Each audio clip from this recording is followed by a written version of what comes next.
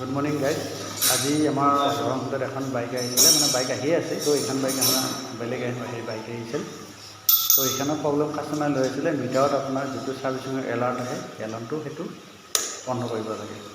তো সেইটো কেনেকৈ বন্ধ কৰে, কি কৰিলে বন্ধ হয় আৰু কেনেকৈ নেক্সট আপোনাৰ তাতে ছেটিং কৰে, সেইটো আজি মই দেখুৱাম ভিডিঅ' সহকাৰে। আপোনালোকৰ ভিডিঅ'টো চাব, আপোনালোকৰ ভিডিঅ'টো ভালকৈ চাব আৰু চালে আপোনালোকৰ লাভ হ'ব, লাভৱান হ'ব পাৰিব। আহক আমি ছেটিং কৰোঁ। ছেটিঙত বস্তুখিনি কৰিম। প্ৰথমতে মই ছেটিং অপশ্যন লৈ আহিলোঁ, যিটো আপোনাৰ ফাংচন বুলি ফাংচন নেক্সট আছে ডিছপ্লে, নিচে জেনেৰেল আপোনাৰ ছাৰ্ভিচত আপোনাৰ মেইনটেনেঞ্চ বুলি অপশ্যন এটা আহিব। তো অপশ্যনত ক্লিক কৰিব। ক্লিক কৰাৰ পিছত আপোনাৰ এইটো তাৰপিছত আপোনাৰ আহিল অইল কিলোমিটাৰ। অইল চেঞ্জ কেতিয়া কৰিব লাগিব সেইটো এড কৰিব লাগিব। ইয়াতে আপোনাৰ ইমানখিনি আছিলে ৫,০০০ কিমান চামথিং।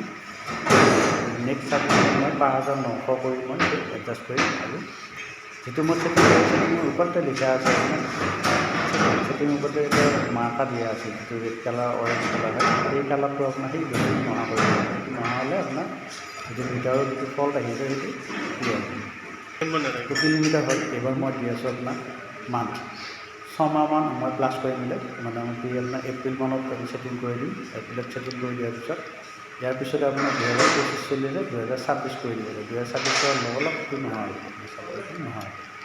তো ইয়াৰ পৰা মই মেইনটেনেঞ্চত গুচি গ'লোঁ। এবাৰ মই লকটো চাবিটো অফ কৰি কিনে চাইলেণ্ট কি হৈছে, চাবি অফ কৰি যেতিয়া অন কৰিম, যদি চিষ্টেমটো আকৌ আহে সেইটো হোৱা নাই। আৰু যদি চিষ্টেম নাহে বস্তু ছেটিংটো সেইটো তলত যিটো মানে মাৰ্ক আছে প্ৰথমতে, সেই মাৰ্কটো নাই।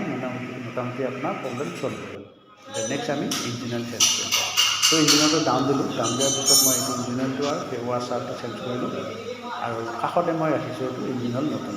ইয়াতে আমি ইঞ্জিনিয়াৰ বনাম 1 লিটাৰ, আৰু এইটো ডাব্বা আহিব আমাৰ হুণ্ডা হুণ্ডা, আৰু এইটো কোনোবা MA লাগিব।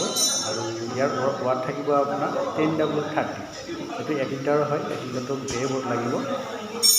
আৰু আপোনালোকে যেতিয়াই ভৰাই বা যেতিয়াই ইঞ্জিনিয়াৰ চেঞ্জ কৰে ডাব্বা ল'ব, ডাব্বাৰ সহায়ত ভৰাব। তেতিয়াহ'লে আপোনাৰ ইঞ্জিনিয়াৰটো কিমান ফিটিং কৰি কিনে আছে দিব পাৰিব, আৰু প্লাছ ভৰাবলৈ সুবিধা। সেইদৰে আমি এইবিলাক কাম কৰি আছোঁ ইঞ্জিনিয়াৰটো। আৰু ইঞ্জিনিয়াৰখিনি ভৰাৰ পিছত গোটেইখিনি বস্তু চেক হ'ব, আৰু গোটেই বেলেগ চেকখিনি চেক কৰাৰ পিছত গাড়ীটো আমি কাষ্টমাৰক ডেলিভাৰী কৰিম।